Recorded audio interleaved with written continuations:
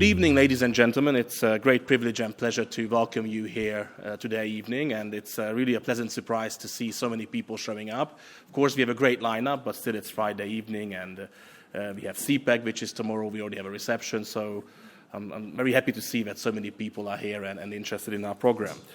So the main topic of today's talk is basically free speech, which should be a given, and which has been a cornerstone of democracy since basically ancient Greek times. And as you know, as people who know me know that I'm very much a free speech purist. So if it would be up to me, basically almost everything would be allowed, beside actually really inciting violence. So to give you an example, if somebody says, Joe Smith is a lazy, fat bastard, I think that's fine. If the person says Joe Smith is a lazy, fat bastard and we have to beat him up or kill him, then that's not fine. So, but other than that, I think, and of course libel and other things are fine, but I think in the end, for democracy to work well, there should be a very, very liberal interpretation of freedom of speech. Now, sadly, it seems that in this day and age, in our liberal democracies, this is being changing. I have this argument that liberal democracies are becoming more liberal than democratic, although, the word liberal here I'm not sure is actually applicable because what they are doing is not very liberal in a classical sense. But we see these tendencies where to protect, different kind of minorities or people's sensitivities, there's been pretty significant constraints on what people can say in the public, in person, but also in the media, especially on social media. And there has been kind of a very relaxed interpretation, especially here in Europe, by the European Court of Justice and Human Rights Courts, on some of these ideas. So, for example, the idea of hate speech or misinformation, disinformation, which the EU has been very much targeting. The problem is that if you look at the actual interpretation of these terms, it's very loosely defined. So hate speech can be very, very broadly defined, and because of it, it's very difficult to speak one's mind. Of course, we had kind of a shake-up when the Vice President of America, G.D. Vance, made his infamous speech in Munich. A lot of people, especially in Europe, were kind of freaking out that what is happening, why is he accusing us? But I would like to also talk about and mention that even Amnesty International, which cannot really be blamed to be pro-Trump or Orban or very conservative, had a report in 2024 where they actually said that there are very serious infringements on free speech in Europe, in countries like Germany or the UK. So there is a problem which, especially in Europe, has been kind of amplified by the Digital Services Act, which perhaps had nice intentions, but it could have very serious implications especially on social media. And we have been seeing in the past couple of years that kind of surprisingly, it's been targeting more information and political advertisements coming from the right than from the left. Now, this is problematic, and I'm hoping that we will be able to reform this. But it pains me even more because we always knew that Europe had kind of a more difficult history with the freedom of speech than, let's say, America or the UK. But it especially pains me that it seems that perhaps one of the worst countries today in Europe on free speech is actually the United Kingdom. It pains me because I'm a dual British-Hungarian citizen. But also because it had fundaments. So the famous Sir Edward Coke, actually already said in the 1590s that freedom of speech is an ancient custom of Parliament in the UK. So the UK had a very, very strong tradition of freedom of speech coming from basically the late Middle Ages, which we don't see anymore. We had some infamous cases, which I would like to kind of talk a bit about that. I mean, we have very good guests who will, I think, share their own experiences. Eva, especially, who's been basically banned to enter the UK. But we had, kind of very shocking cases where people who had been basically showing up signs. For example, there was a woman called Livia Toshisi-Bolt from Bournemouth who was charged £20,000 because he had a peaceful sign in front of an abortion clinic which only said, "Here to talk if you want." So it's very hard to say this is somehow hate speech to stand near an abortion clinic holding a sign, "Here to talk if you want." But perhaps a kind of a more interesting example is from Birmingham, a woman called Isabel Vaughan-Spruce. She was arrested actually several times for praying silently in front of an abortion clinic. So she never even had a sign, never even said anything. She was just standing and praying silently. So basically, I kind of have a feeling that we're going to a territory of Orwell, where even thinking stuff is kind of a sin. And not to mention a lot of people who were, tweeting stuff, sometimes saying things which people disagreed with. And a lot of these cases, in the end, the people who were prosecuted actually got acquainted or, just spent a couple of days in custody and they freed them. But the whole idea is that, people are getting threatened for speeches in the online sphere or publicly. It has kind of a very, very bad message to everyday people, because even if in the end you will be acquitted, it has kind of a ramification, which I think is frightening. So that's why I think it's very timely and great that we can have this event here today with two people who I think are kind of champions of free speech, Eva from Europe, who has been really in the forefront of this fight in the past couple of years, and of course Dave, who's been doing the same, and actually very bravely coming originally kind of a more progressive liberal side, and I think it's perhaps even more difficult than if somebody is actually already on the right and fighting this fight. So I don't want to keep you from this very interesting program. Again, I would like to thank you for being here. Thank to our speakers. And I will give the floor now to David Oldroyd-Bolt, to my colleague, who will be moderating this event. And David has been with us for basically 2 years now, and he's our Anglosphere Fellow. So please, David, the floor is yours.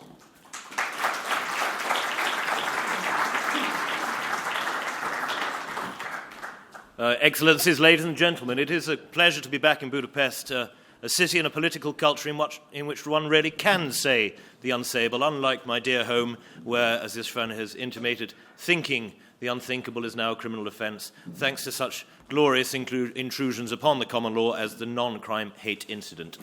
My job here is simply to facilitate a conversation between Mr. Rubin and Ms. Vlaardingerbroek, and as such I should like to ask them to take their seats so that we can begin. The format will be that we shall discuss for an hour, and then you will have about 15 minutes to ask your own questions, so please do be thinking of them. Ladies and gentlemen, Mr. Dave Rubin and Ms. Eva Vlaardingerbroek.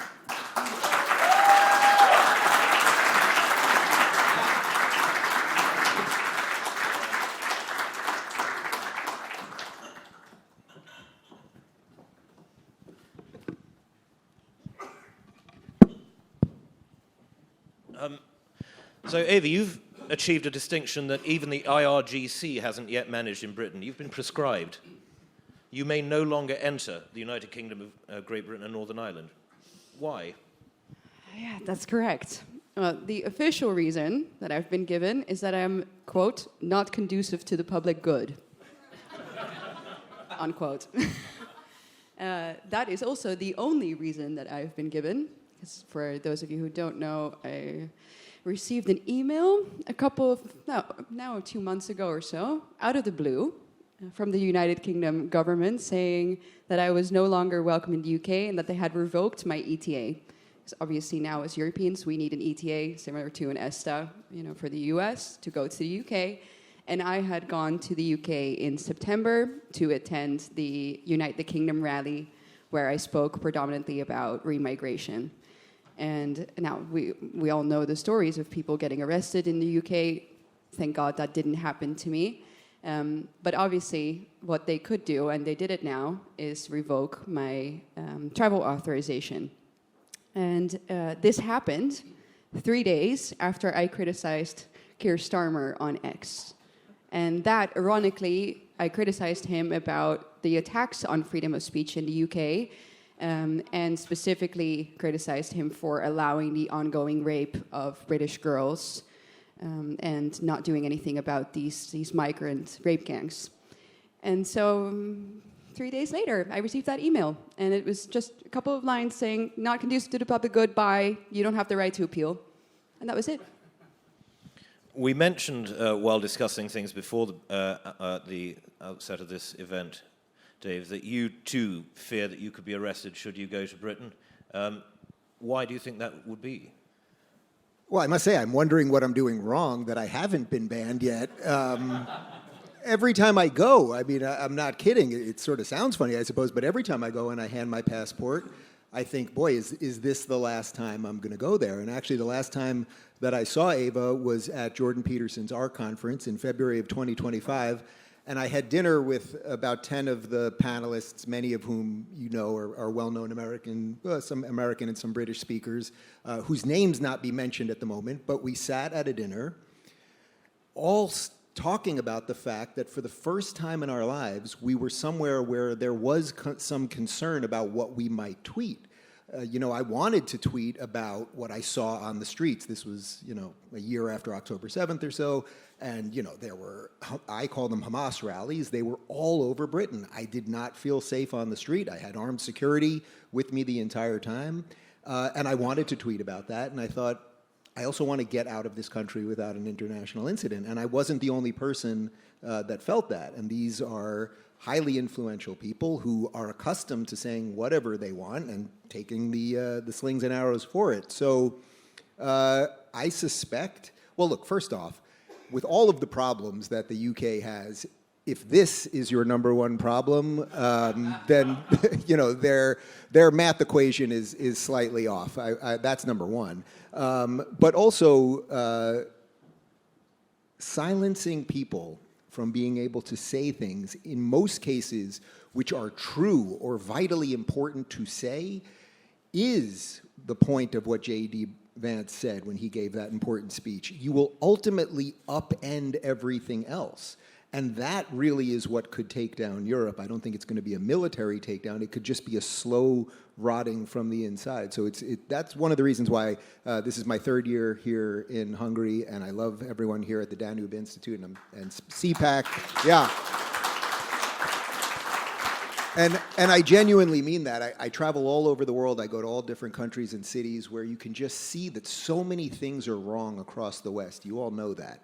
And it's not here. And I know there's an election in a few weeks, and hopefully it will go okay. But one of the functions of success is that you don't realize how good you have it. And we'll see what the future is here. But we must just keep saying what we think. Otherwise the rest is gone already. Would you extend that right to say the unsayable and to protest your beliefs in public to, for instance, what we saw the other day in Trafalgar Square, where you had thousands of Muslims engaged in an act of public prayer, which by its very nature is one calling for the downfall of Christianity? All right, so, well, there's a couple things here. There's a fundamental difference between saying what you want to say as a private person and constantly, as a group of people, taking over the public utilities and taking, we see this now in Times Square in New York City, where there are thousands of Muslims praying in the middle of the street. At some point, if you do not, there's a difference between saying to someone, you want to pray, that's fine. You want to have your mosque, that's fine. You want to wander down the street and mutter whatever you want, that's fine too. There's something else that is being weaponized against us in the West, which is that they are now coming to take over all of our public spaces. And we're going to have to grapple with that because, I'm an American and I have the most liberal, in the right sense of the word liberal, interpretation of free speech. People should be allowed to pray. They should be allowed to say whatever they want. There's very slim exceptions to direct calls for violence. And then from an American perspective, libel and slander, which are laws that are almost never used, which I think is good. But especially in the last 2 years, as we've seen mass movements of people who just take over Fifth Avenue or take over Trafalgar Square or take over every public park, at some point, that is stopping other people from their right to assembly. It's stopping other people from their right to speak themselves. And we're going to have to grapple with that. That, in some sense, is more of a right to assembly issue than a right to free speech issue. Eva, Israel mentioned Isabel von Spruce, who was arrested many times for her silent prayer in Britain. It does seem to me, I mean, you and I are both Catholics, so perhaps we have a particularly partial view on this, but it does seem that there is an intense hypocrisy in my home country about which religions are allowed to demonstrate themselves in public and which are not. How would you respond to that and to Dave's points about assembly? Well, I think the issue that we see in general in Europe is that the concept of human rights is one that only seems to apply to foreigners and not to the native population and not to the original culture or the original tradition that is the foundation of Europe, which is Christianity. So every single time, we all know this, right? Every single time we talk about human rights treaties, they are used against us. And it's never discussed, okay, but what are the rights of the native people? How should we protect those? In fact, these types of treaties and these laws are used against us to limit our freedom of speech, which happens all the time. So I wouldn't argue for stricter laws to restrain the freedom of speech of groups that might be against us, because those laws are just going to be used not against them, but against us, obviously. So I don't want to give our establishment any more tools in that sense. I think that the answer to the problems that we're facing now and to the abuse that we are seeing of these treaties is remigration. So we need to make sure that our nations become culturally homogenous again. Otherwise, you cannot have that type of social contract. It doesn't work. For that, we will probably have to leave a lot of these human rights treaties as well. I really don't see how we can operate within a system that is so corrupted, that is being abused and used against us so deeply anymore. If I could add to that for a moment, this is why it's interesting to whittle down the difference between free speech and right to assembly. So one of the problems we're having in New York City right now, for example, is they have all of these pro-Palestinian, again, I call them pro-Hamas protesters, who are specifically going to synagogues and protesting outside synagogues. Now, I will defend their right to free speech as protesters. Now, do they use that in the most specific way against us? The answer is yes, because there are often actual calls to violence and genocide and things of that nature. Now, I don't want the police coming in and grabbing these people for several reasons. I think it amplifies it. There's all sorts of reasons you don't. However, if we consistently let these people, okay, you are allowed to, at any time when you want, you are allowed to have hundreds of people outside a synagogue protesting, outside a church protesting, et cetera, et cetera. Ultimately, the societal contract that Eva's talking about will start crumbling. People will not be able to go to places of worship. Eventually, they'll hunt you down at your business, which we've seen a lot of these types of things as well, and that's been happening across Europe. So that's what we're going to have to grapple with. We have a set of people that have a certain set of ideas that are completely counter to everything the West is about. We brought them in, or I would say, I'm an American, so in Europe, I would say you guys brought them in. We have a version of it in America, but you guys brought them in, and now will you do the things that are probably necessary to save your country? That's the ultimate question. It does strike me that there's an inherent difference, though, here between Britain and America, in that America is founded on the idea of a pluribus unum, that from the many you gain one people, one culture, one language, specifically non-religious.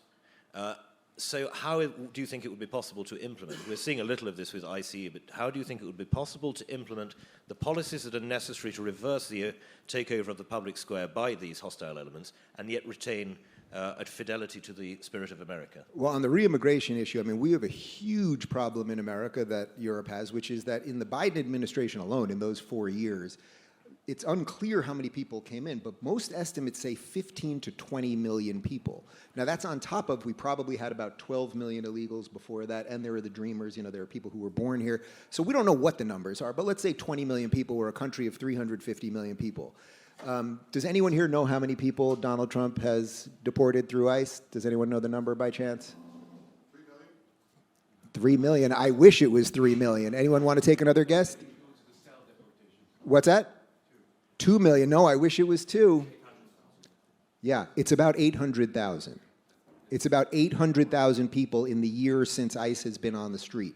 So if you take roughly 20 million people, and if only 10 million of them are truly nefarious, put aside that they broke the law by coming in, but if 10% of them have anti-Western views or are doing truly illegal things beyond just coming into the country, well, you can do the numbers on that. That's 2 million people. And if 2 million, and if 10% of those 2 million are the worst thing that you can imagine, we can do the numbers on that.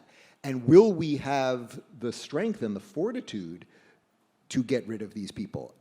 The answer probably is no. I mean, no one really wants to think about that, but would we really do it? I mean, look at the pushback that Donald Trump got just by going into one city in Minnesota where it was pretty clear that these people should not be here. Eva. We can't allow ourselves to think that way.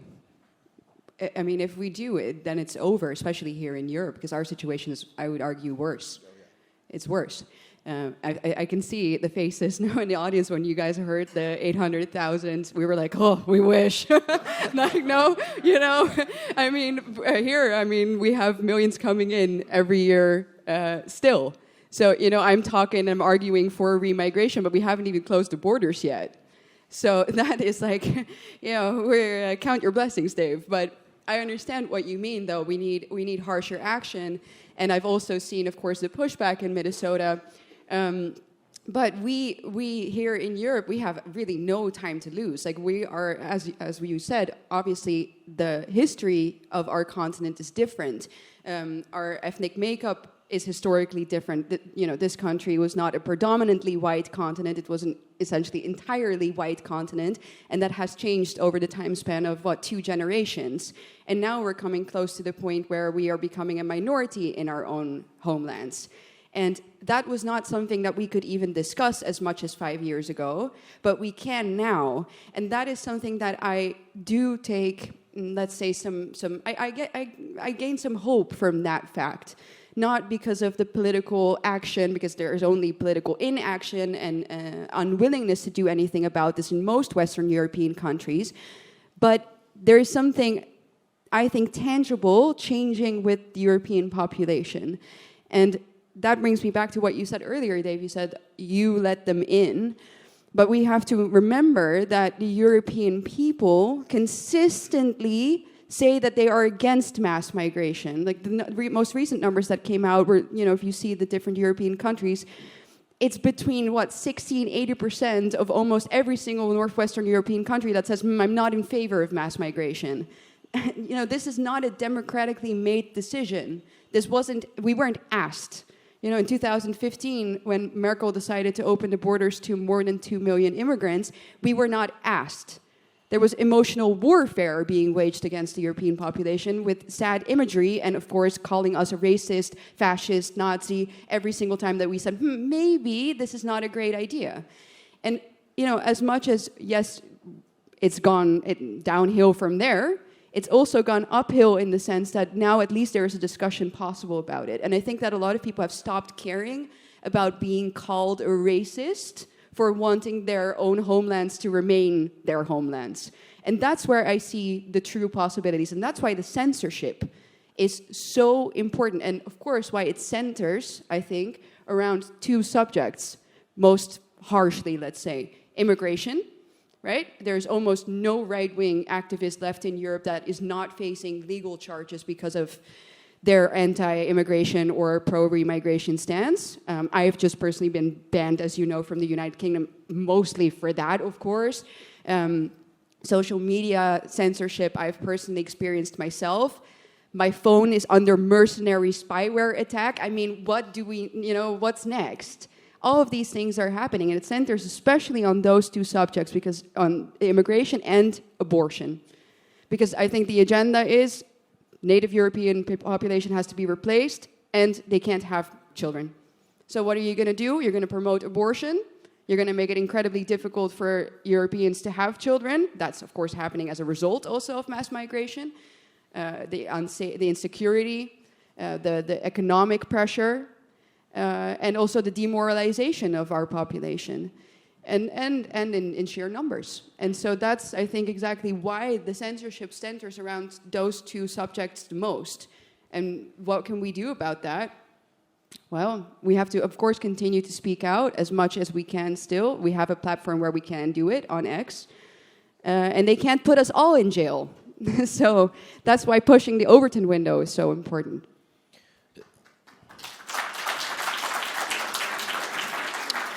Dave, Eva makes a compelling case for what has been called the Great Replacement Theory. And it is a compelling case. You argue it with passion and with great logic.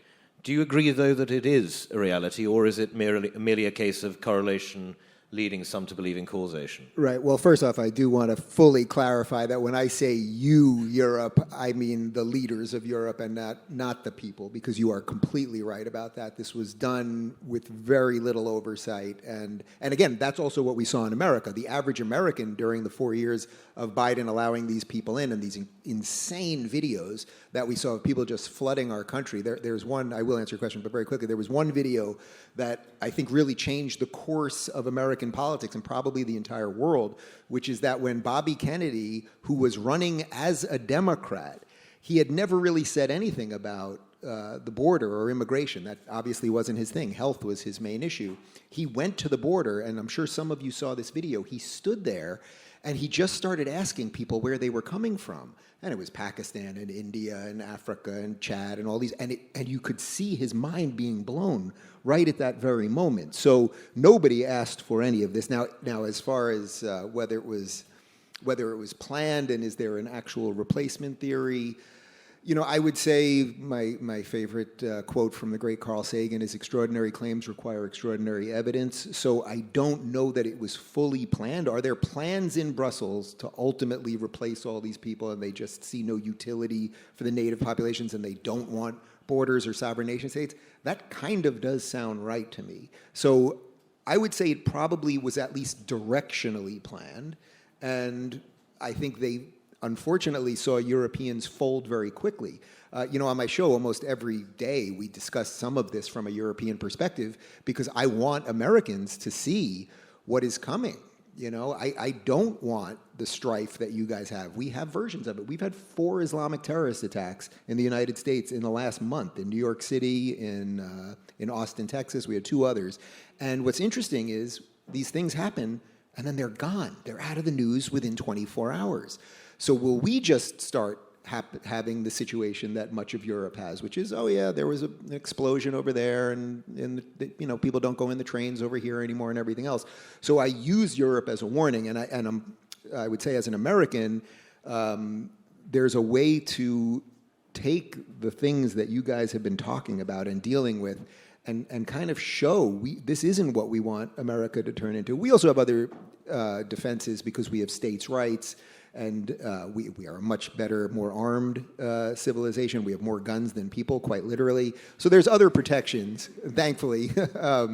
There's other protections that we have that the Europeans don't have. But yeah, I don't know if it's exactly planned down to the minute with crossed T's and all that, but it feels that way. I think one of the things we'd all agree on is that this is essentially an elite set of beliefs, an elite project. You, Dave, are a man formerly of, shall we say, the progressive left, if not a leftist. The old saw goes that a conservative is merely a liberal who's been mugged by reality. How much mugging by reality do the elites of Europe and of the wider West require before they wake up to reality? Well, people used to mean it figuratively. Now they literally mean it. There are people in New York who get mugged and they register Republican the next day. I don't know. In the Western world, we are so advanced, we are so free, we are so distracted by our phones and all of the beauties of modern life and video games or whatever it is that we do, that we slowly let go of everything, right? Good men create hard times, and it seems to hard times create good men create soft times. You got it. And that seems to me where we're at right now. We may not have enough people, but I will give you a white-pilled version of this would be, how does it all turn around? Well, America is clearly exerting itself on the world stage again. And if, and this is a big if, but if the midterms go well for the Republicans, which, by conventional wisdom, the incumbent president's party loses 70% of the time. Obviously, we have a war right now. There's plenty of reasons to argue that maybe it will not go well. We have huge problems with election integrity, et cetera. But if it goes well, Donald Trump will be completely unchained in a way that we've never seen. If you think if you think you've seen this man unchained, like wait till you see what Donald Trump, knowing that he's never running again, knowing he doesn't have to worry about midterms, and he might actually do some of the things that need to be done from an American perspective in terms of getting more people out. He's hampered right now. It's true. It's true. If you saw what happened in Minnesota, they went in, they sent all these ICE agents there. They were getting rid of all sorts of people. Then there were 2 incidences where American citizens were killed. One was in a car and she quite literally hit an ICE agent. The other guy had a gun and was wrestling with ICE agents. But Trump is sensitive to media still. So when it started getting a little hot, he did pull back a bit. But Trump, if he has the House and the Senate and never has to run again, I think there's a chance he really goes all in on this, particularly if the Iran war ends well, which my suspicion is it will. And then hopefully that's the signal for Europe to do what it needs to do. I'm glad you've mentioned the Iran war, because that allows me to jump to Ukraine. We cannot, I think, moan about the decline of Western civilization and our need to protect it, whilst simultaneously, as some on the right do, saying that Ukraine should be left to the wolves. Now, I know that, Dave, you've had a variety of opinions on this subject, and on your program have hosted many people with the breadth of opinion. Eva, I think you have a rather more rigid view of the situation. Given your beliefs, and perhaps Eva you'll start and then Dave you would follow, how do you justify your various positions on this matter? Well, I would immediately disagree with the idea that, first of all, they're not being left to the wolves at all. It's like the opposite is exactly what is happening now. And there's only one country, in fact, that is keeping some sort of level-headedness when it comes to this, and we're in it right now. That's Hungary. And they have had...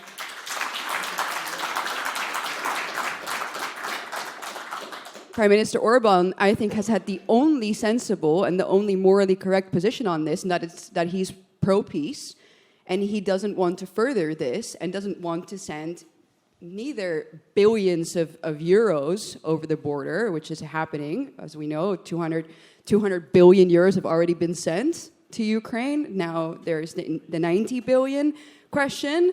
He's the only one saying no to that. And what happened, Zelensky said essentially that he wanted to send his soldiers over to Viktor Orban's house. I mean, we're dealing with extreme political blackmail here from a bunch of people that I would say are the wolves. That's the European Union. So, yes, I have a bit more of a rigid position on that, I suppose. It's because I see that really, quite literally, the opposite is happening of what you are saying. And it's not to say that I am therefore pro-Russia or anti-Ukraine, but there's never been even the slightest normal debate possible on this without being called, a Putin puppet. If you say, I really don't think that the EU should be so deeply involved in this, or, why are they arguing so staunchly for membership of Ukraine to the European Union? Because that was clearly the goal from the very beginning. And look what is happening now. Ursula von der Leyen is the president of the European Commission. Her banner on X is a Ukrainian flag. Ukraine is not a member state of the European Union yet. I mean, that's ridiculous, no? That shows us where her alliances lie, and they're not with the European people and the member states that are actually a part of this union. So that's where I see the biggest problem in this, is that the people who are most in favor of sending money that they don't have, because who is paying for those loans? We and our children to the end of their days, to send that money out to a foreign nation that doesn't serve necessarily our interests, and they are not in favor of normal peace negotiations. They're trying to block all of that. What do they want? Do they want this to go on forever? I'm someone who likes to see things realistically, and I think that they have not done that with regards to this conflict. I also, maybe this, I will go back for a second to the question of immigration, because it ties into it. When we are talking about things like intent, for example, like I'm someone who likes to look at the situation, maybe some might say, too simply, but if you don't know exactly why someone is doing something, and this is a quote that I always like to say, look at the consequences and infer the motive. That's the thing that I do when it comes to mass immigration. They have been seeing the consequences. For example, the terror attacks in Europe that happened almost on a daily basis, and we have gotten totally numb to that as well back in 2014. But If we think about it, I don't think you have forgotten that. We know the concerns of safety that we have. Budapest is the only city in Europe that I visit, and I come to every year and say, this seems to get better by the year. Every other city just deteriorates. That's our status quo. If they knew this, they saw it, like I said, are they doing anything to reverse it? No, borders are still open. So, that's why I can't look away from that without concluding that there is true intent. Because otherwise you would do something about it, no? At a certain point you would say, okay, enough boys and girls have been killed and raped. It's enough now. They're not doing it.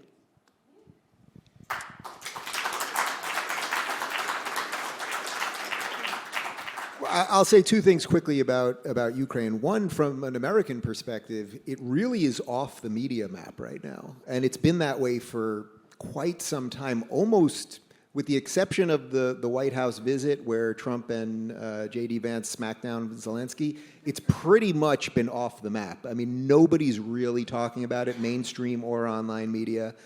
My position on Ukraine has been basically the same. If you go back from the day it all started, it's exactly what I've said, which is that you have to show me, how could Ukraine win the war? What would be enough that we could give them? Okay, so tell me the amount of tanks, tell me the amount of weapons, tell me the amount of rockets and soldiers and the amount of money. Tell me what that is and explain to me how that will have them win the war. And no one has been able to explain that. So I think it's basically, I actually agree with probably everything that Eva said right there. We've now created this sort of endless boondoggle, and I don't see, unless I'm missing something, I don't see a great desire for Ukraine to negotiate at this point. And that in no way is a defense of Putin. It's no way a defense of invading another nation's sovereign borders. But again, from an American perspective, it's like 9th out of the top 10 things that people are talking about right now. What position in the public mind would you say that the conflict in Iran holds? Well, right now it's probably number one. If you would have asked me for the first year of the Trump presidency, it was all border and deportations, 100%. Now I would say the Iran thing looms large over everything. We're in day 21 or 22 of it right now, and that's leading everybody's coverage of everything. Talking of how a conflict ends, I believe that America has now sent 5,000 missiles into Iran at a cost of $16 billion, and the stockpiles are simply running out. How does President Trump conclude this war without ignominy?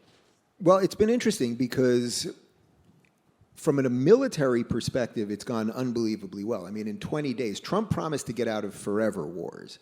And obviously, you guys know there's a contingent of people on the right, largely led by Tucker Carlson, who are radically anti-war and that are isolationist. And isolationism is a completely, perfectly legitimate political position to hold. I think there's some other things going on with Tucker, but that's a different topic altogether, which we probably don't have time for, and I'd need a drink for.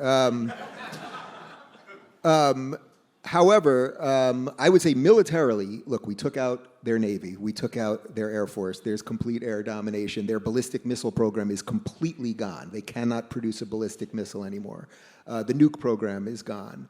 So militarily, this thing has gone extremely well, and 20 days certainly is not a forever war. Donald Trump never said he didn't want any war to do anything. He said he was against forever wars, and my general sense is, and this has been made very clear by Trump, and particularly Marco Rubio and Pete Hegseth from the Department of War, as we now call it, that we are going to decapitate this regime. We are going to stop their proxies all over the Middle East and Europe from spreading terror, which has gone as far as Latin America. I think that is working. We're seeing new alliances in the Middle East. Suddenly, all the Gulf countries are going, boy, it's Iran shooting rockets at us, and it's Israel actually defending us. So I think there's going to be a figurative rewriting of the map and all sorts of peace deals after.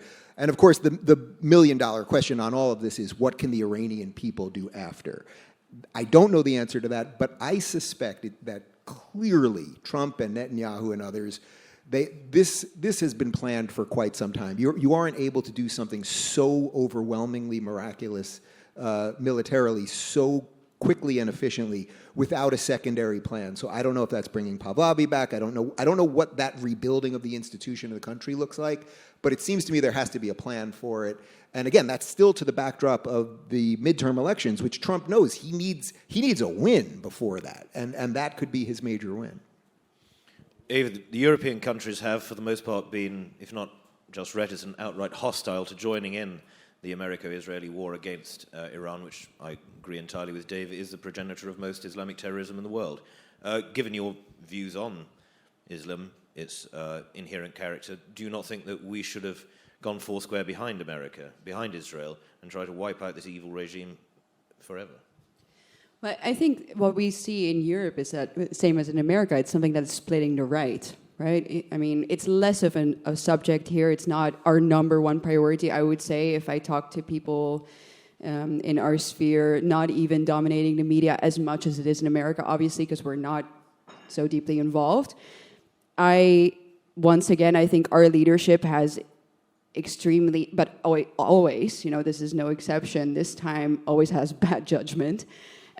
So I really wouldn't even want to waste too many words talking about that so much. I think what is really important, though, is that we on the right try to stay united on the subject, especially of what this means for Europe. I see a lot of people, for example, argue, but this is going to cause new waves of mass migration to Europe, to the continent, because we've seen that in the past, and that is, of course, true. We have seen how destabilization of the Middle East has caused mass immigration. But then we come back, and this is what I really would like Europeans to remember, is that falls or stands not with what happens in the Middle East, but it falls or stands with what happens with our leadership. So, no matter how bad the turmoil is in other parts of the world, if we would have people in power who would stand for our people, our continent, and our religion, then that wouldn't really matter so much. Just keep the border shut. That's the answer. And that is not happening. And I think that we as Europeans should keep that in the forefront of our mind at all costs. And then we can have debates and we can have discussions and we can disagree all we want on how we think that other parts of the world should be run and whether America should get involved or not. But for our nations, the most important thing is that we make sure that our leadership is in order, and it's not.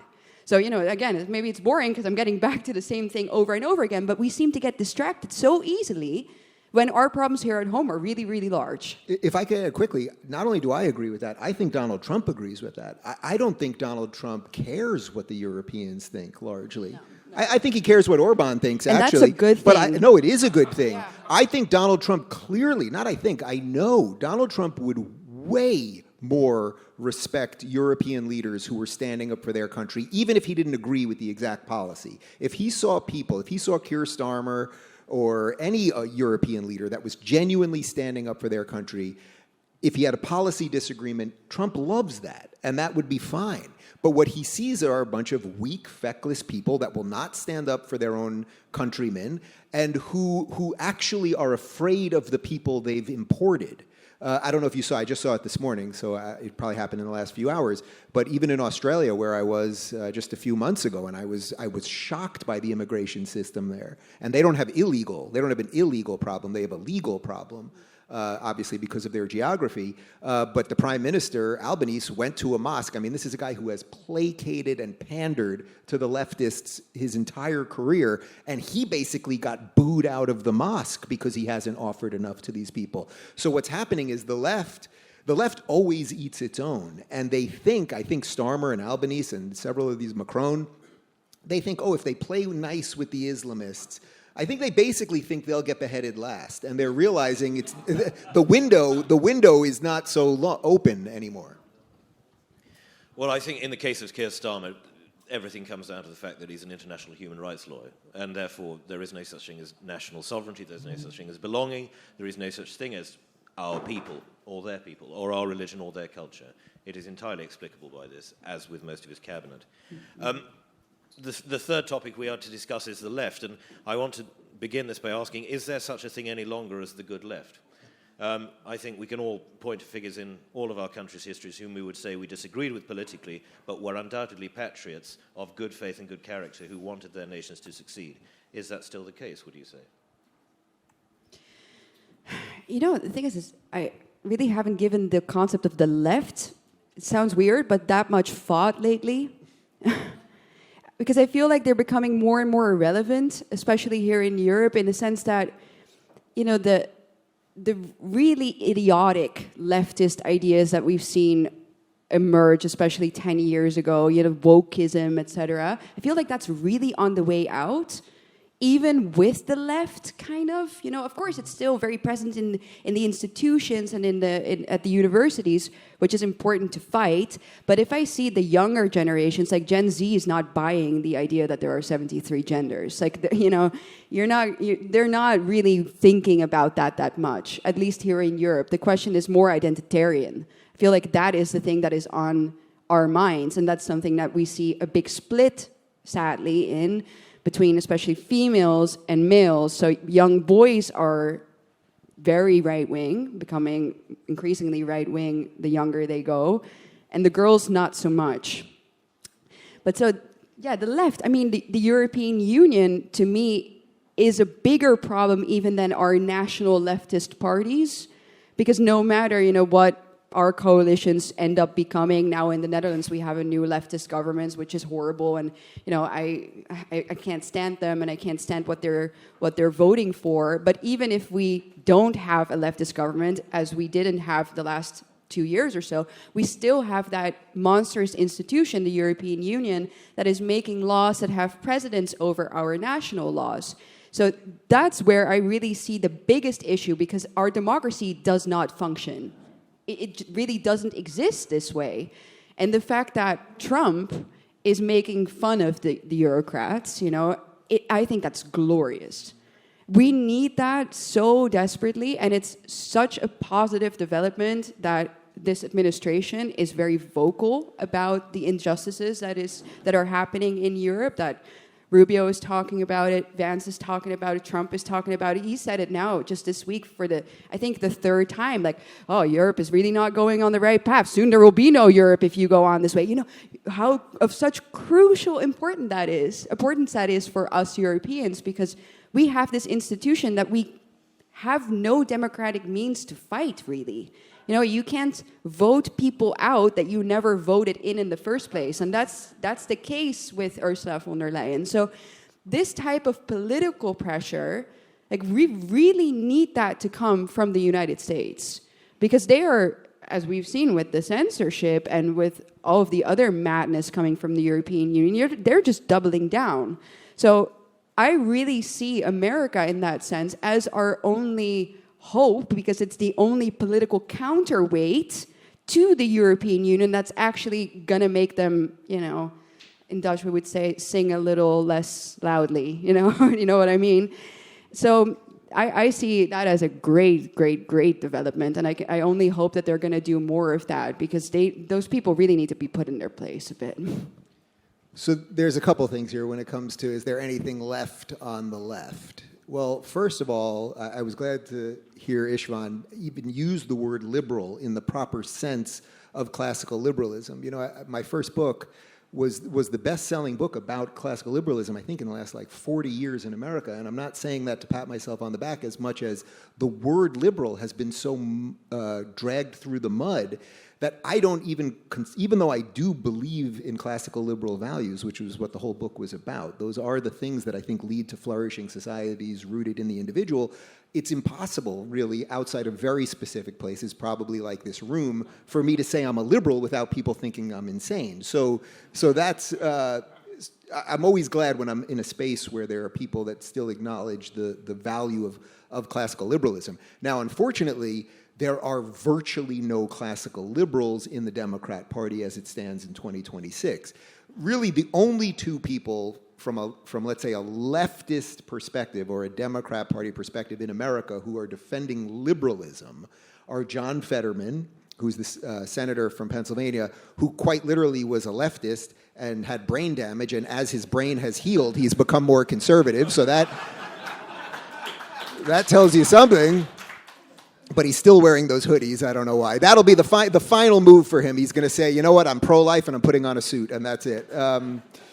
But it's him and Bill Maher, of course, who's been the standard bearer for true liberalism in America. But interestingly, and I have said this to Bill Maher on air several times, and the first time I said it to him was about 4 years ago, and you can watch, it was on his Club Random show, and you can see him light up, because I don't think he had quite heard it so granularly. This is well before he had broke bread with Trump, about a year ago, and it was before the re-election of Trump. And I said, Bill, tell me this. Where do you think you would go and be responded better to? Would it be if you went to an AOC rally or a Trump rally? And suddenly, you can literally see his eyes open up, because he realized the people that hate Bill Maher, that are going after liberalism, the idea to think differently, rooted in the individual, they're all on the left. They want you to think what they think the second they think it, and that's it. And I would also add that even though I think Eva's right, that wokeism in a certain sense, particularly the gender stuff, has sort of burned itself out.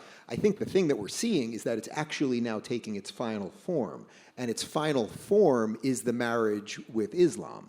And that's what we have with Zohran Mamdani in New York, and that obviously you have, in many senses has taken over many cities in the UK particularly. So the state of the left, I would say, is disastrous. In America, the fact that, I'm sure many of you saw it when Donald Trump gave the State of the Union, and all he asked everyone in that chamber to do was stand up if you think that you are here to protect Americans' rights first, and not one Democrat stood up. That was a really good, the guy understands television, and he understands moments, and his pause and the way he stepped away from the mic, and he just looked at them and pointed. And I think Americans are realizing that. And again, that's why I'm not as negative on the midterms as most people are. However, the marriage now of the wokesters with the Islamists is the great challenge, and it's the challenge that Europeans have been dealing with that now we are going to see. But the purely woke bananas part of it, I think, is now going to be hidden under something else that will be much more wrapped in just outright communism. Years ago, Bernie Sanders used to always say he's a Democrat socialist. They don't say Democrat anymore. Now they say they are socialists, right? Zohran Mamdani is a socialist. He ran on a socialist platform. He's really a communist, which they'll say in about 2 years. But it's a slow unmasking, and I do think people see it. I feel like that marriage is going to be short-lived, though, obviously. Oh, yeah, well... Because the moment that they outnumber you, they'll push you off the building first, right? That's queers for Palestine is very different than Palestine for queers. And... Exactly. But fortunately, there are less high roofs to throw them off in Gaza now, so, Oh... Wow, I could work blue in here. Okay, good. Wokeism, it was said by the historian Tom Holland in Dominion, is a warped form of Christianity. One of the things we've mentioned a couple of times in this debate so far is abortion. It seems to me pretty unarguable that the absence of Christianity from society has completely removed our moral foundation, and that if there is to be a resumption of Western civilization along the lines that we all hope, it cannot be done without God. We sit in a nation where the first thing you see as you enter the airport is the slogan of God, family, and country. They are absolutely unapologetic about this. Whereas a friend of ours texted Eva and me the other day, you land in London, you could be in Cairo or anywhere, because you see a multicultural nation with absolutely no adhesion to its Christian past. I think it's fair to say, Dave, that you have a less strong adherence to Christianity than we do. Would you agree with my analysis, though, that without God there can be no resumption of the West? Oh, absolutely. I can give you a purely secular argument for that, which is that our founders enshrined in the Bill of Rights the defense of what they called our God-given rights, right? A lot of people, this was a constant debate years ago that Jordan Peterson and Sam Harris had, did all of the flourishing of the Western world come from the Enlightenment, or really did generations and centuries of religious texts and belief get us to the Enlightenment so that we could then have this expansion of true liberalism? The answer to that is obviously yes. I happen to be Jewish, but I agree with everything that you said there, absolutely, and I'm blessed and thrilled to live in a Christian nation, and I would hope that it will stay that way, 100%. Eva, you mentioned earlier the demographic bomb coming up, that young men are becoming more conservative and more religious, young women are adhering as it dies ever more strongly to progressivism. Should this trend continue, how do we get young women such as yourself back to God? I don't know specifically for girls or for boys if the approach should be any different, because the truth is the truth. And I think that's exactly what we need to be saying. And the truth can be found in Jesus Christ. That's my fullest belief. And I know that this society and its flourishment, the greatness and its beauty, comes from that. You know, it's a cliche, but you can't have that house without a strong foundation. It's going to crumble. And so, you know, classic liberalism, we were talking about the Enlightenment, you know, I think it's, you know, like a joke, the Enlightenment is where it went wrong. Of course, that's partially true, but the problem with liberalism, maybe with classical liberalism, is that it never stays there. If your value system, your main value system is that everything revolves around freedom and equality, you know, you only need a couple of bad actors who are going to tell you exactly what that is and force that down your throat and say that you can choose whatever you think is right and you can just follow that and that can be at your own whims and that there is no such thing as the truth. And I think that's the main issue in the West, is exactly that relativism that has become dominant as a result of the loss of God, because we are not God. We cannot decide what the truth is, you know, like, oh, you have your truth and I have my truth.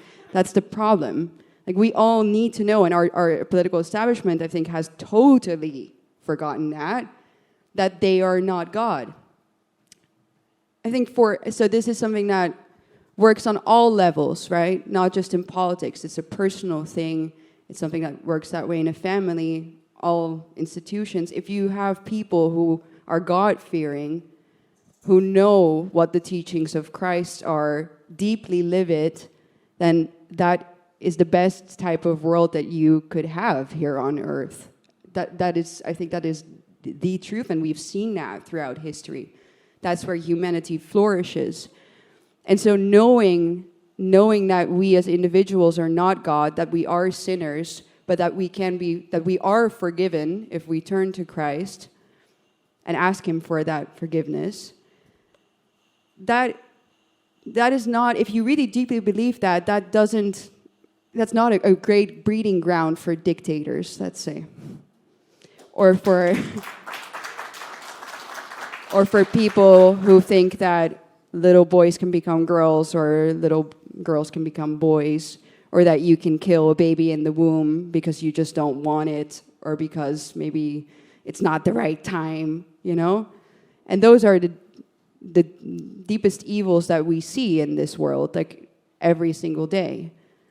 So again, this is not a political speech. You know, I as much as I believe that my faith is at the heart of everything I believe, so therefore also my politics, when I'm asked about it, I don't like to speak and impose as if I am the one who knows the truth. You know, I became a Catholic just a couple of years ago, and I really would prefer to be on the humble side in that and not tell people, you know, exactly how they should live their lives. But I would rather say, I don't know everything, but turn to those who do, turn to the one who does, and that's Christ. So again, this is not a politically rehearsed answer that I'm giving you. It's just my personal deep feelings. They're intimate, you know, they're my own. But I think that if we were to all do that and be humble in that sense, that the world would be a much, much, much better place. If I could just give you a sort of bumper sticker, maybe more simplistic political answer on that, which is that I agree, actually, begrudgingly, I've come to this over the years, that liberalism in and of itself cannot defend itself. And I think that that's what the progressives realized. They realized that the soft underbelly of tolerance that liberals tend to put at the top of the hierarchy was going to be the easiest way to usher in all of the bad things. And that really explains the alliance between the progressives and the Islamists. You have the people who are the most, quote unquote progressive, allying with the least progressive people, and in all of their minds it seems to make sense. And it's obviously because the Islamists are using the progressives to get into the system. So the bumper sticker version of it would be, to me, liberals need conservatives to guard the door. Liberals need conservatives to guard the things that are eternal, so that the whims of the day, the crazier whims of the day things, can be pushed aside. And unfortunately, liberals from an American perspective, I think, and many of them, I think, regret it. I think if you were to talk to Bill Maher, was he probably too harsh on George W. Bush or on some of the kind of middle-of-the-road Republicans over the years for maybe some of their beliefs on social issues or on religion or something like that? I think the decent liberals would probably say yes, because the decent liberals, they aren't the ones that want to have to defend the borders and make some hard decisions on things. And that maybe is a critique of liberalism that took me a long time to realize. But I would also say it's also an argument for Trump, again, because Trump really, I think, has defended both conservatism and liberalism at the highest level that you can do it as an American politician. He's a conservative for obvious reasons. Let's say putting justices on the Supreme Court who reversed Roe v. Wade. That's obvious. He's a conservative in that he's defended the border. But does Trump, the private man, do you think he's radically against abortion? The answer probably is no. Donald Trump was the first incoming first-time president to be for marriage equality. Not even Barack Obama was. That's not even an issue in America. So Donald Trump has done this incredible dance to bring together all of these people. And the real question for the future of American politics is, will anyone be able to do that again? I'm not so sure what the answer is. The great Maurice Glassman, just to your point, British Labour peer, says the one word you never want to hear in an oncologist's office is progression. Why should it be the case in politics that we do want to hear it? Ladies and gentlemen, it's now time for you, who have had an hour to think up wonderful questions for our brilliant duopoly, to put those questions. So I think, and I hope we have a microphone somewhere that shall be circulating. And I shall begin with the lady gesturing vociferously at the top here, and then move down to the left, because we never like to be at the left, and let's move to the right after that. Madam, please. Thank you so much. Thank you, Melissa, for this wonderful Danube Institute. God bless you. My name is Mona Zaki. I'm a professor of strategic thinking. I'm Copt Orthodox Egyptian. I live in Cairo, and I am really impressed by Eva. God bless you. I have to tell you that the panel is impressive because, as an Egyptian myself, we live in the middle of the crisis, surrounded by crazy neighborhoods. So you can imagine the fire we go through around, starting Gaza, Libya, Syria. Please have Syria in your mind. Iraq, Sudan, Yemen, all this area, it's crazy around. So my question here, when you said, do we really need God? This is our only way to survive. I always say, safety is not in the absence of danger, it's in the presence of God. Thank you. This what made Copts live up till now, with the head high, with a very strong martyr history, including the 2015 20 Egyptian martyrs in Libya who insisted on sticking to the religion, sticking to Christianity, and really losing their lives after a terrible torture in modern history. So my question is, Trump is doing a great job trying to save the world against Islamists. He's doing a great job trying to save his own country. But what about the victims of the wars? What about those, the Christians in Iran, the converted Christians in Iran, What about the Christians in Syria who are really slaughtered down, and Syria is moving into this problem like Taliban and Afghanistan. Syria is in a really bad shape. What about the Christians in the Middle East? So the Christians in Sudan, so the Christian in Gaza. So this is, as a Christian myself, with a Catholic education of Orthodox origin, as a real authentic Copt who comes from the ancient Egyptians that was originally a Coptic country before the Arabs' intervention. So what about those Christians around the Middle East? Are they in the minds and the prayers of the politics, the high leaders' politics? Thank you very much. Dave, do you want to take that one? Well, first I would say that I've been to Cairo once. It was 1997, so it was a long time ago, and I visited the Coptic quarter over there. And as you point out, I mean, there were a tremendous amount of Coptic Christians in Egypt, and there's almost nobody left, at least in a functioning sense, anymore. And I would say Europeans might want to take that as a warning, that what will happen as you import more people who will bring in an ideology and a religion that will subjugate you and ultimately either kill you or force you to leave. So from a political perspective, everything you said about Trump, and I think his vision is completely right. There isn't a great discussion about that happening nationally at the moment. A little bit with what happened in Sudan over the last month or two, leaked into the mainstream media.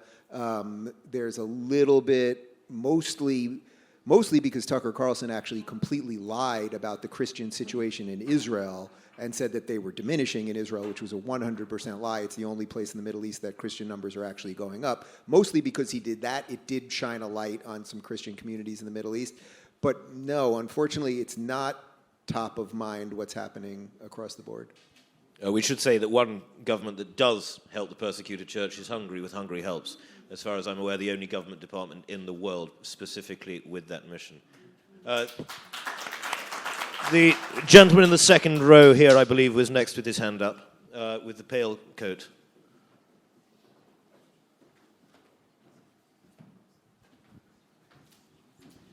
Can I add something about the European establishment, obviously, to the question of the woman in the back?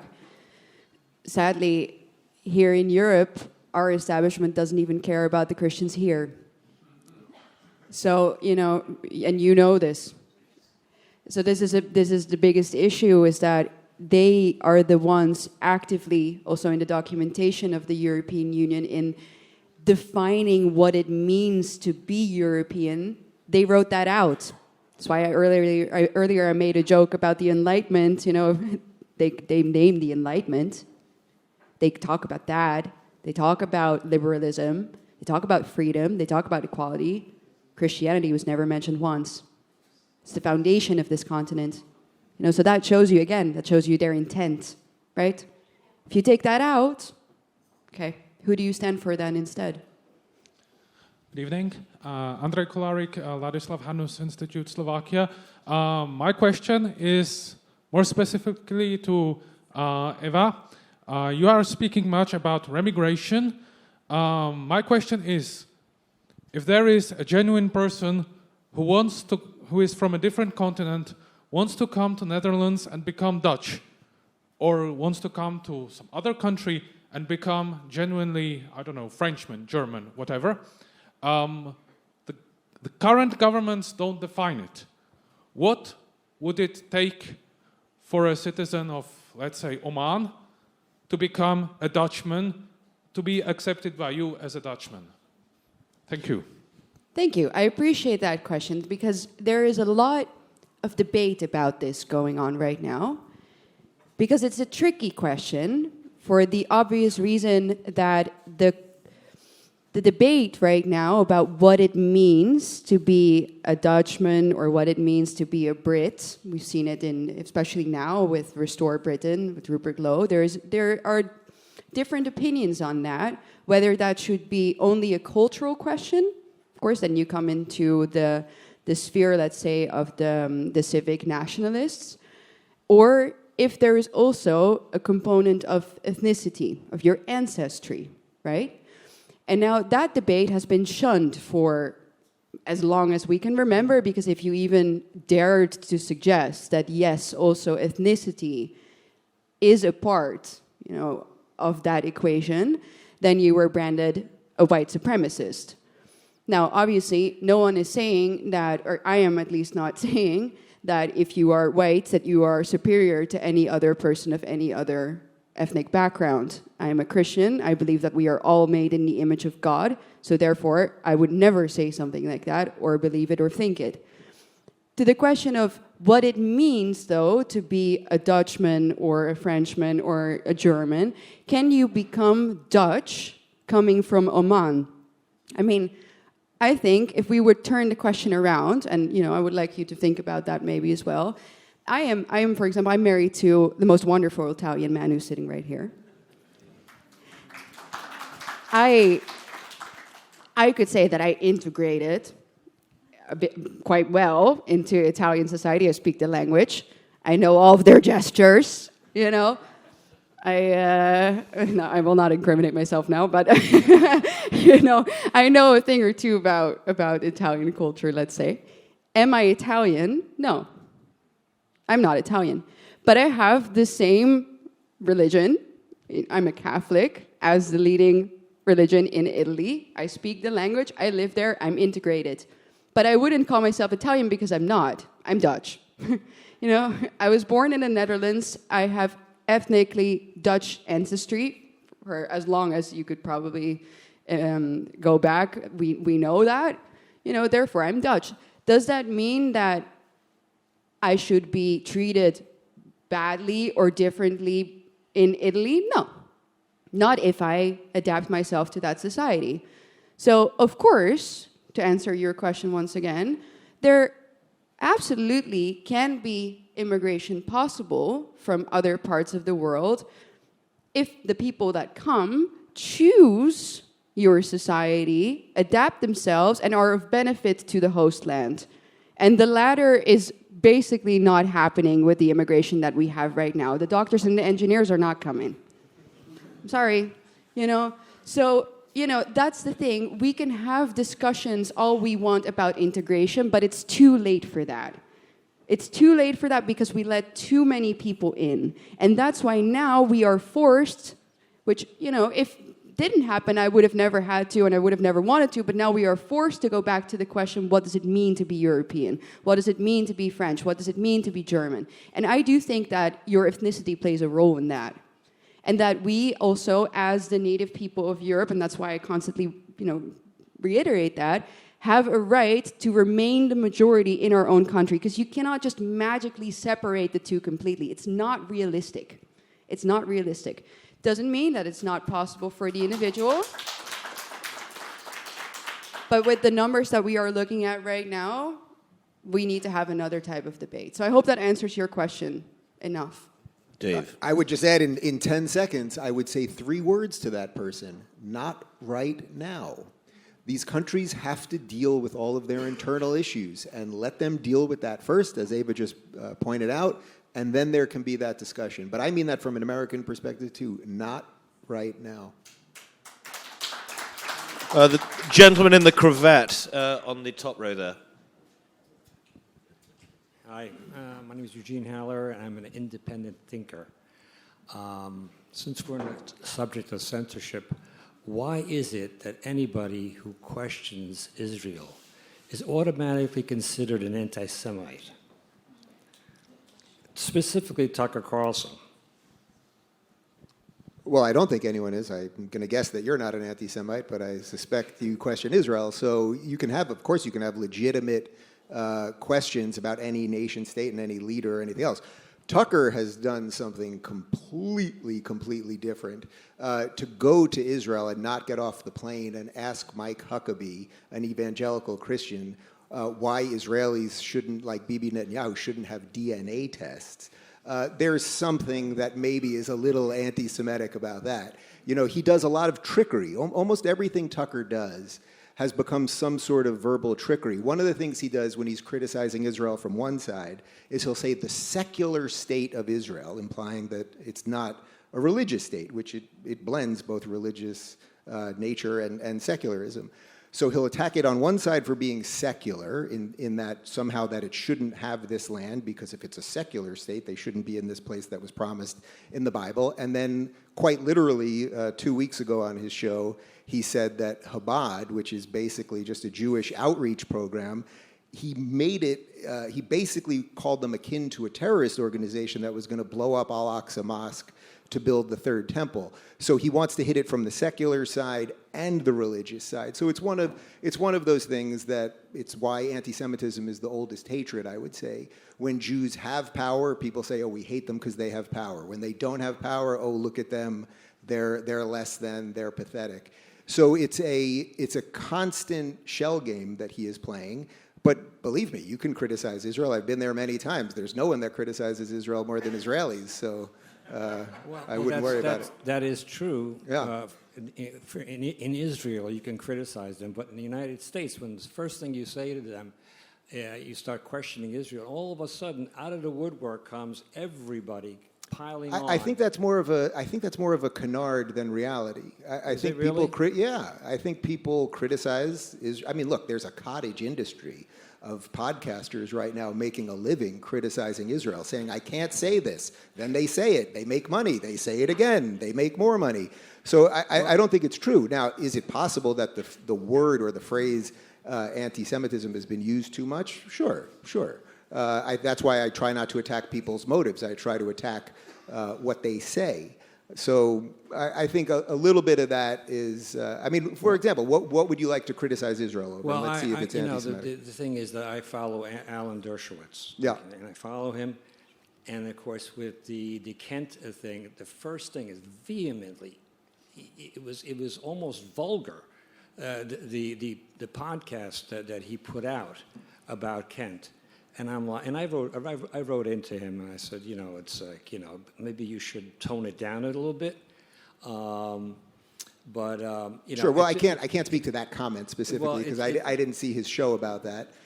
But I would say if you want to criticize Kent, what people should be doing, which we shot my show in this very room this morning, what you should be criticizing is that, like, putting aside that he has completely flip-flopped all his positions on Iran over the years, because he was completely behind Trump doing military action in Iran as much as 2 years ago, or as little as 2 years ago, that's one thing.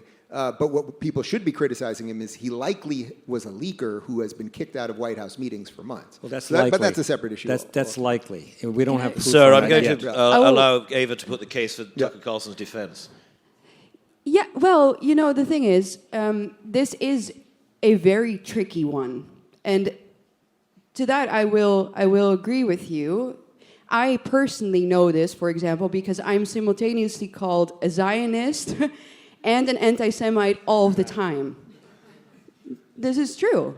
And I'm not somebody who's particularly outspoken, for example, about that region of the world, because as I've told you basically the entire time that we've been talking, I'm someone who focuses on Europe first and on the issues that I actually know a lot about, that I have historical ties to. But I do agree with you that it's an extremely explosive subject that also, maybe more so maybe in Europe than in America, there are very strong reactions to criticism of even the government of Israel, which I think should be allowed and shouldn't be equated to anti-Semitism. Of course, this goes absolutely both ways. I see rampant anti-Semitism in Europe, and it comes predominantly from people that we have let in very, very, very large numbers. It doesn't come from someone like me, yet I also get called an anti-Semite by people on the left or people more so in the center. And that is something that I find problematic. As to Tucker Carlson personally, he is someone that I've known for many years. I think loyalty is something that is incredibly important in my personal life. I stand by that all the time, so you will never hear me say anything bad about him. As a man, I think that he has done incredible work also for the conservative movement in America, and that on this subject, he has strong opinions and you can differ with him, but that's the beauty of, I think, American society, is that you have that right, and it's enshrined in your constitution much more than it is here. And by the way, I'll defend that all day long. Tucker and I used to be good friends. He blurbed my book. We were on each other's shows all the time. And for the record, I tried to solve a lot of this with him privately before much of this burst forth publicly. But 100%, I would back all of that. I'm not for Tucker being kicked off YouTube or any other platform. He's welcome to spout his what I think is conspiratorial nonsense. He can do it all day long, and then it's my right to push back on that with my free speech. All right, but let's get back to that. Well, I'm afraid so. We shan't get back because we got a lot of hands here. With regret, ladies and gentlemen, Lucistis Satis, our games are at an end. It is for me to thank you for attending, but most of all for me to thank Eva Vlaardingerbroek and Dave Rubin for this most fascinating evening. Thank you so much.